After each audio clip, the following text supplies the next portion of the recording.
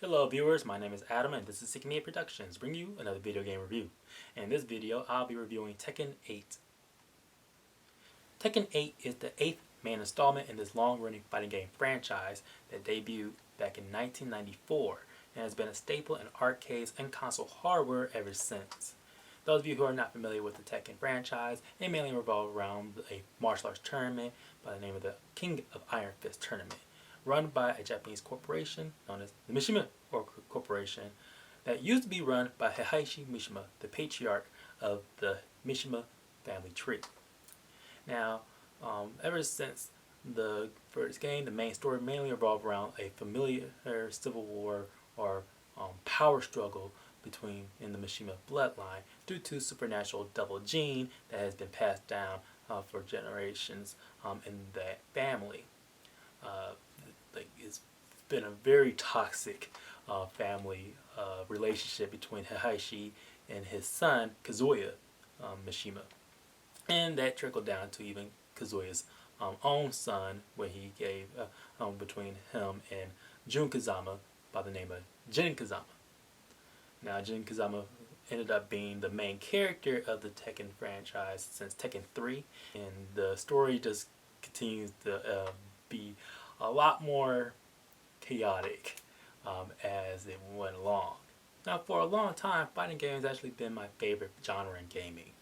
Nowadays, it's the more single-player actioners, but fighting games used to have a very special place in my heart due to the fact that I will spend countless hours of learning how to grasp an individual fighter because the controls are tailor-made for each individual character, and to compete against other players based on the knowledge you know has been a very rewarding experience for many years for me.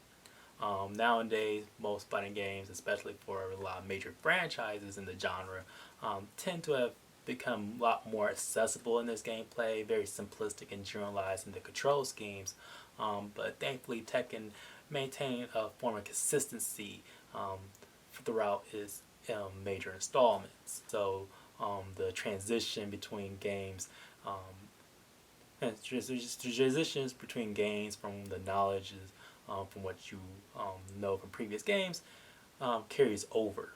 Now, another factor of reason why fighting games have also not been very favorable, at least for me, is the mere fact that DLC has been a major factor in fighting games. It used to be a time where based on the progress and the conditions during gameplay or story, you'll be able to unlock fighters and stages. Nowadays, DLC downloadable purchasing content has been rapid in that genre to the point that the individual character costs as much as an indie game, and it's been very put off for me lately.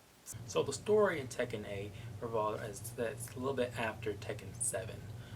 Heihachi Mishima is officially dead, but the feuding family war rages on between Jin Kazama and Kazuya Mishima, father and son. Jin, after declaring war on the entire planet back in Tekken 6, seeks to redeem himself. So he plans to put it into this feud once and for all between this cursed bloodline of the double gene, and hopes to bring back some form of peace around the world. While Kazuya is going on a complete power trip, gathering and once again to build up his own ranks, and to announces yet again another Tekken tournament, or the King of Iron Fist tournament, to help rally up and recruit members. Now, the main story in Tekken 8 is run by the story campaign Dark Awakens, which is a cinematic 3-hour campaign, more or less, that's focused on Jin Kazama's perspective as he seeks to take down Kazuya. Mostly, my story is mostly from cinematic cutscenes. Some of the fights are even more given a lot of it, cinematic flair, like a little mini story interactions within the fights that tells a story. But it's also expanded upon in character episodes, which are short little mini fighting like matches, like a very short mini arcade for each character, so that you can know what their story is about within the realm of this of the eighth installment. And also a little meta outer experience of Tekken 8 has its own little story mode with when players are able to customize their own original character as they go about an arcade quest as you build up your ranks and to build reputation as a player within the game, playing Tekken 8, and which is has this little charm with because it's like little cartoon interactions with the characters that you will go about as you like like talk about your experiences in the game, like some tutorial matches, but also building up your skill level as well within that little meta storyline. Based on how the story plays out, at least in the main campaign story mode of in the Dark Awakens, and basically like an extent of the overall game as an overall, it's weird how every character, no matter what language they speak from across the globe, they all understand each other, which is very weird, and like it just doesn't nobody calls attention to it. So it's like it's probably a little tongue in cheek on how they do it, but it's in some regards it's somewhat annoying. It's a minor annoyance, but it is there. And also the story campaign is still relatively short, very short actually, even compared to like a Mortal Kombat story campaign. And even though there's like mostly from cutscene to fight scene, it gets repetitive how it's told. There's some interesting cinematic moments during the fights themselves, but it's very far in between. I wish it had a little bit more, a lot more variety in the gameplay of how it's told, similar to how if they were to even take a lot more inspiration from Tekken 5, where they had the Double Within story mode, which is basically a beat 'em up faction.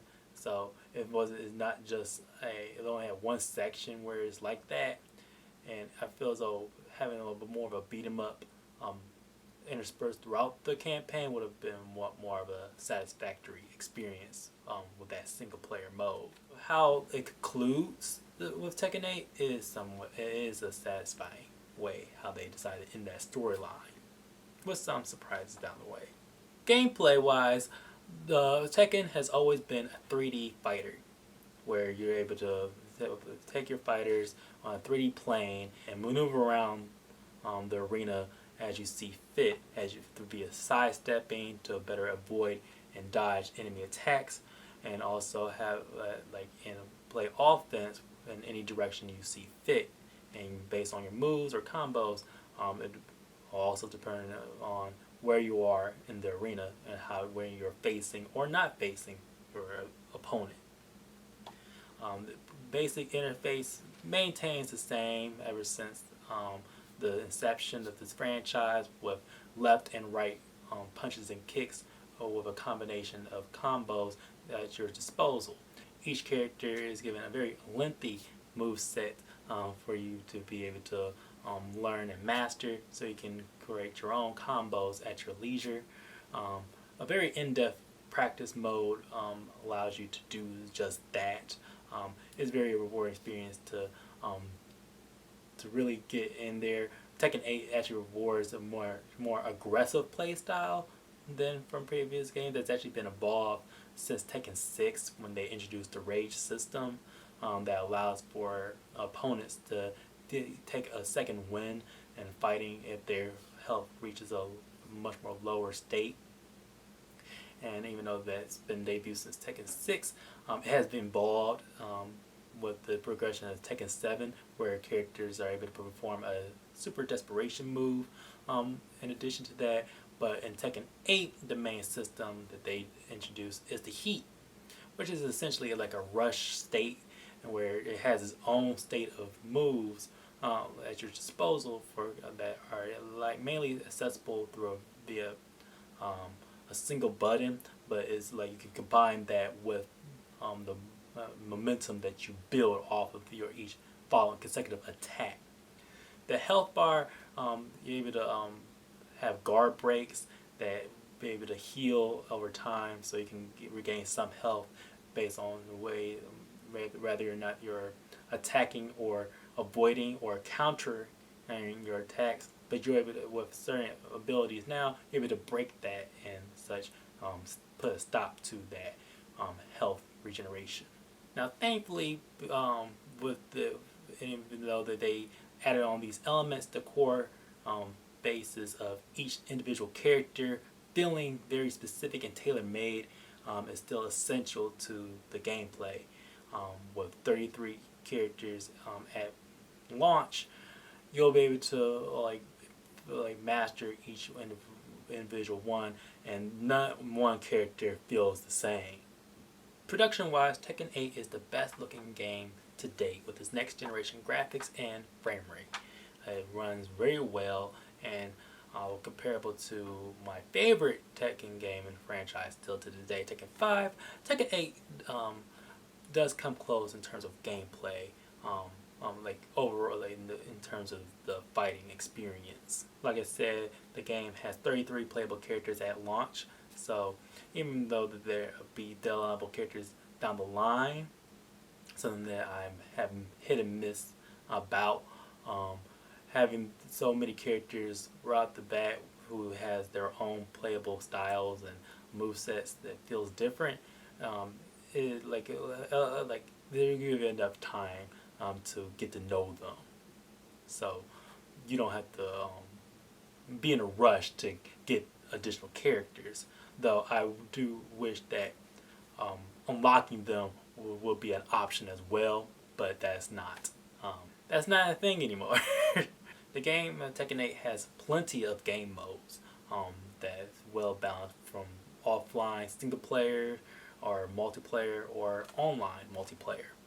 Like I said, 3 different story modes are at your disposal, but traditional fighting game modes like arcade versus practice, they are still here. Another welcome addition in Tekken 8 is the ability to have your own playlist or shuffle past Tekken music or scores during your playthrough. They create Tekken music has always been such a chill but yet vibrant vibe that helps set the tone, that sets it apart from the other fighting games. So the mere fact that you get to experience from even past installments, but also appreciating the new track list here, that's a plus. In addition to creating your own playlist, Tekken 8 continues the trend of customizing your own very version of a Tekken character. It's been a staple since Tekken 6 now, that you're able to customize the appearance of them at your own leisure, and it's like have great fun customizations. Now, customization doesn't affect your overall gameplay experience, mainly just having different appearances from clothing and whatnot. Very mod friendly in that regards, but if it, like I would say, probably for a possible Tekken 9, they can be a little bit more customizations with the game, but with like affecting the character's moveset, similar to what Mortal Kombat has been doing lately. But it's from what the core gameplay stands, it's solid in its own right. Now, yet again, Tekken 5, I mentioned, is still my favorite in the franchise. In fact, Tekken 5 is actually my favorite fighting game still to this day. But this game has been a very refreshing aspect in modern gaming, especially with how consistent the core gameplay maintained based on prior installments. But the limitations with the story and the somewhat repetitive nature of it does bring it down for a bit for me, to the point that instead of that prevents it from being an amazing installment, but Tekken 8 is still a great and solid game overall. So there you have it. That was my review for Tekken 8. Please be sure to like, share, subscribe, and comment below. What is your familiarity with the Tekken franchise? What's your favorite game in the series? And also, do you think we'll ever get the Tekken versus Street Fighter? I personally, like many other fighting game fans, would like that to be a possibility. And since the kind of continuity of like Akuma being a major guest star appearance, and also Geese from Fatal Fury, I feel as though a major crossover between those three, Fatal Fury, Street Fighter, and Tekken, in the vein of Tekken's core gameplay, might be something that will happen in the near future. But until then, be on the lookout for other content we post on our outlets of X, Letterboxd, and Instagram. Again, my name is Adam, and this has been a Seeking Me Productions. See you later.